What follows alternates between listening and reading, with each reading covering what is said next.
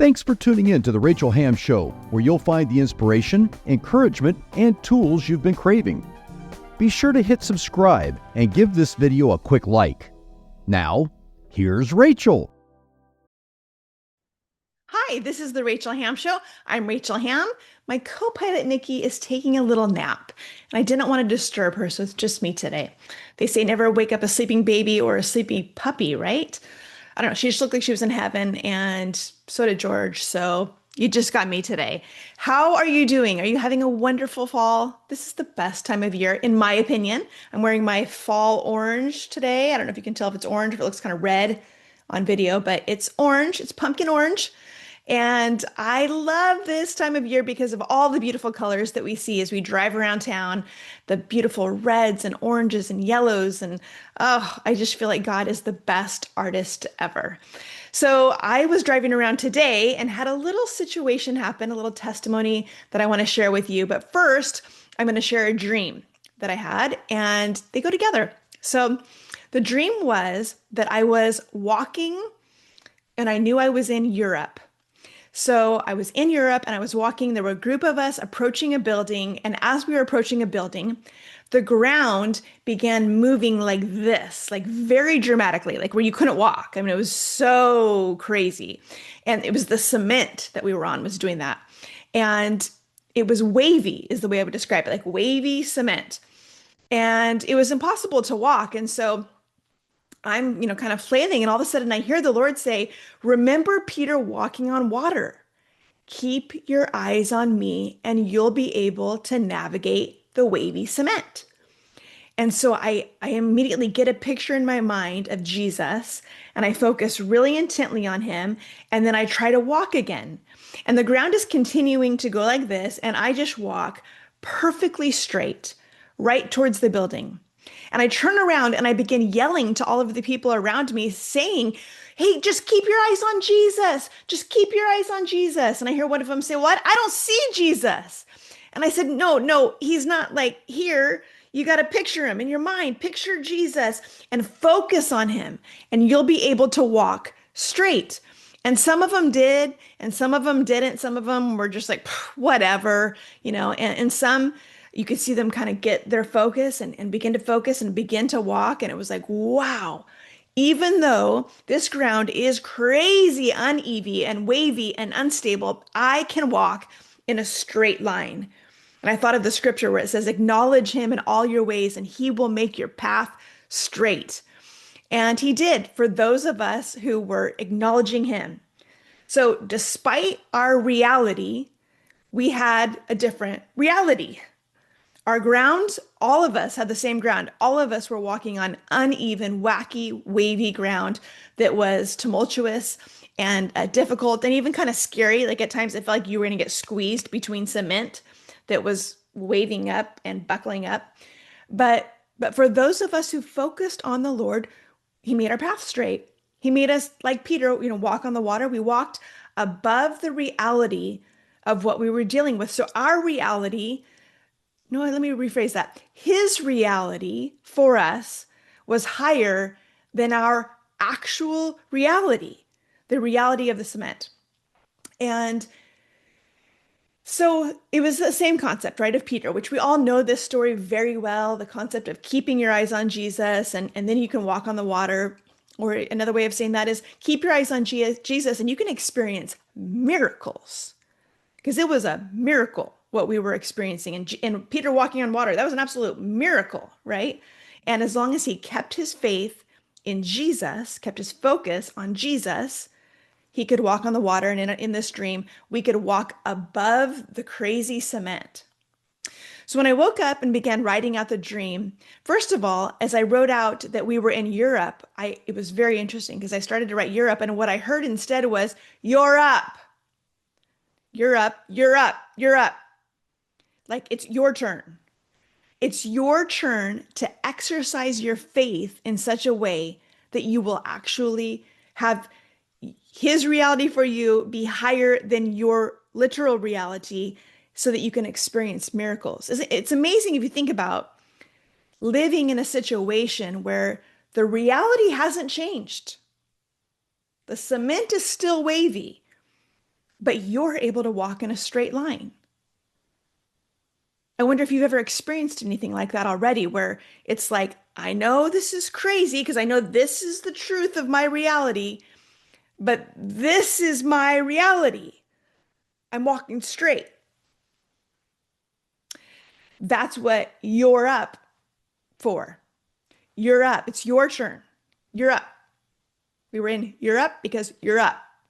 You're up. It's your turn to have faith at the level that you can walk on water or above wavy cement. And no matter how tumultuous things are around you or underneath you or in your world or in your home, you can walk above it as you focus on Jesus and let your faith be fully in Him. And faith doesn't mean I have faith that you're going to stop this cement from being wavy. It means I have faith that you're going to take care of me no matter what. That this wavy cement could continue to be unstable and difficult, but you will get me through it. And I have faith that you can make me walk on water if you want to. But the faith is in Him. It's not in Him for a certain outcome necessarily. Unless He's specifically given you a word about a specific outcome, then hold on to, I have faith for that specific outcome. But in general, it's a faith in Him no matter what happens in our circumstances. So then today, I'm going to pause on that now. So today I was driving around buying Christmas presents. I know it's not quite, we're not past Thanksgiving, and I love Thanksgiving so much. Might be my favorite holiday. I love Thanksgiving and Christmas both so much. But I love to get my Christmas shopping done before Thanksgiving because I hate the rush and the stress and the tension of the long lines and grumpy people and all that. So I just like to enjoy my shopping, get it all done. By Thanksgiving Day, I'm done. I got it all done. So I was out running errands today, doing my Christmas shopping. And so I had Christmas music on to kind of get in the mood of buying the Christmas presents. So even though it's not quite the Christmas season, I had Christmas music on. And the song called Merry Christmas by Ed Sheeran and Elton John came on. Love the song. I'm singing along, and it gets to this line. Dang it, I thought I was going to maybe be able to do it without crying. I guess not. So it gets to this line where he says, I know there's been pain this year, but let it go. Next year, you never know. You never know. But for now, Merry Christmas. And I burst into tears because last year, every time that song came on, as much as I love that song, I would burst into tears every time that line came on because our son isn't with us, right? It's like, I know you've had pain this year. Yeah, a lot of it. A lot of it.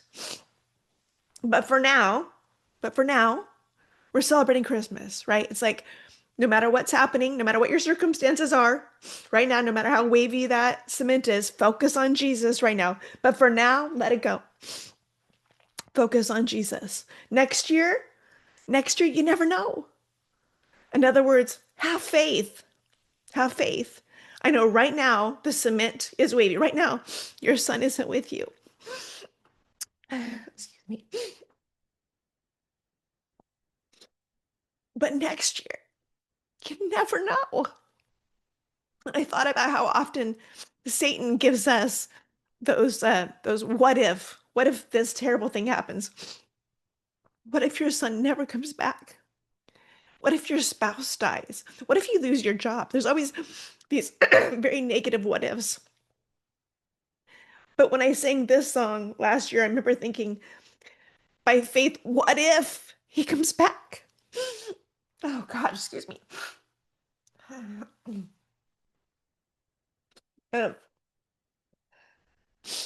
but next year, you never know. Have faith. Have faith. Have faith for the best possible outcome and have faith that you're going to be okay no matter what. And so every time I heard that song last year, I'd burst into tears, but I would say with faith, next year, you never know. You never know. And I would say that, I'd point at my husband. I'd say, next year, you never know. You never know. So I've told you guys before that my life tends to be prophetic and I tend to be a forerunner. I don't know why. That's just how God has done things in my life. So I tend to see things happen in my life that then after they've happened in my life, I see them kind of happened on a larger scale in general. And um, so I want to share something with you that I think you'll find a lot of hope in. Our son is back with us, and he has been for a while. And it's not been perfect, but it's been good. And we celebrated last Thanksgiving and his birthday and Christmas and New Year's and Easter and every single little day in between without him in our life. But now, for a while, he's been back. And that leads me to the second part of the song that touched me so much. So Ed Sheeran sings the first part that I already said, now and then it switches, and Elton John takes over, and he says, "We've both known love, but this love." Hold on, I gotta put my glasses on, especially through the tears. Good grief. "We've both known love, but this love we got, it's the best of all." Because you see, the thing is, if a child never leaves, you just love him to death. You just love him to death. That's pretty instinctual if you're a healthy parent, right? But but if they're estranged, if they leave, if you don't have relationship, if they're a prodigal and then they come back, it's like, we've known love. Before you ever left, we've known love. But this love, it's the best of all. It's the best of all. And then it says, "I wish you could see it through my eyes," which is very much how a parent would feel towards the child, right? "I wish you could see it through my eyes. Then you would know, my God, you look beautiful. My God, you look beautiful." Because there's no sight sweeter than the sight of the son who has rolled around with the pigs and then is walking up your driveway. My God, you look beautiful. I don't know if I've ever seen a more beautiful sight, actually. So, good grief. And I'm sorry to be such a mess. I cried for like an hour before I filmed this, and I redid my makeup to try to, get it together and do the video. Oh well, it is what it is. Um, but I feel like not only do I want you to rejoice with me, obviously that's such great news for our family, but I'm a forerunner. So I wonder, what does that mean for you? What does that mean for you? What is it that last year it was like, I know this year's been hard. What is this? Were the were the lyrics? I know there's been pain this year, but it's time to let it go. Next year, you never know. You never know. But for now, Merry Christmas. But for now, right now, when it's not as you want it to be, focus on the Lord. But for now, Merry Christmas. More, more of Christ is what Christmas means, right? But for now, more of Christ. So what is it in your life that it's like, you know what? There has been pain. There has been pain this year. But for now, it's time to let it go. Because next year, you never know. You never know. And I can tell you that for our family, the you never know turned into now we know.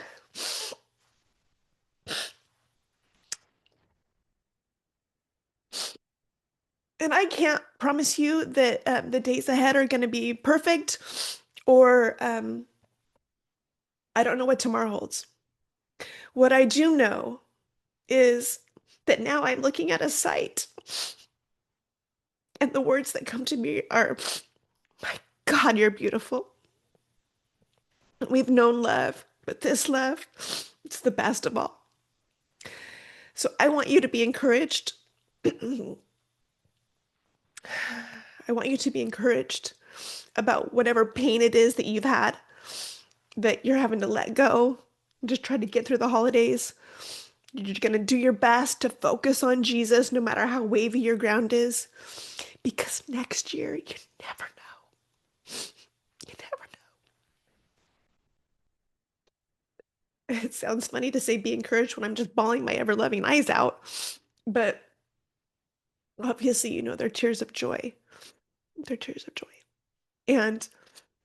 But when I heard the song today, it was like the pain of last year was so real. I mean, the what it feels like, I can feel what it felt like. I know that if you are currently in pain, especially certain kinds of pain, right? Like family relationships that are strained are just sometimes some of the worst pain. And so if that's you right now, next year, you never know. You never know. But for now, I do know.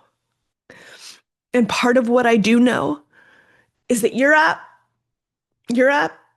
It's your turn. It's your turn for a miracle. That ground is wavy, I know. And when Peter, was called to walk out on the storm, no one wants to voluntarily have to walk on wavy cement that's going to maybe crush you if it doesn't go well. No one wants to get out of a safe boat into a tumultuous storm. No one wants that. But when it's you and you're up, it's not just getting out of the comfortable boat and walking on the difficult ground. It's an opportunity for a miracle. And you don't want to miss that. You don't want to miss the miracle. Have hope. God bless you, and know that you are loved. Keep your eyes on Jesus, and I'll see you next time. Thanks for watching The Rachel Hamm Show. If you found value in today's content, would you consider giving a gift? Any amount is appreciated, and the links to give are in the description box below this video. Or perhaps you'd like to buy one of Rachel's products so she can continue bringing content like this to you. All the links to purchase her products are in the description box below the video. To find out more about Rachel, you can go to her website, rachelhamm.com. That's Rachel, Hamm.com. See you in the next episode of The Rachel Hamm Show.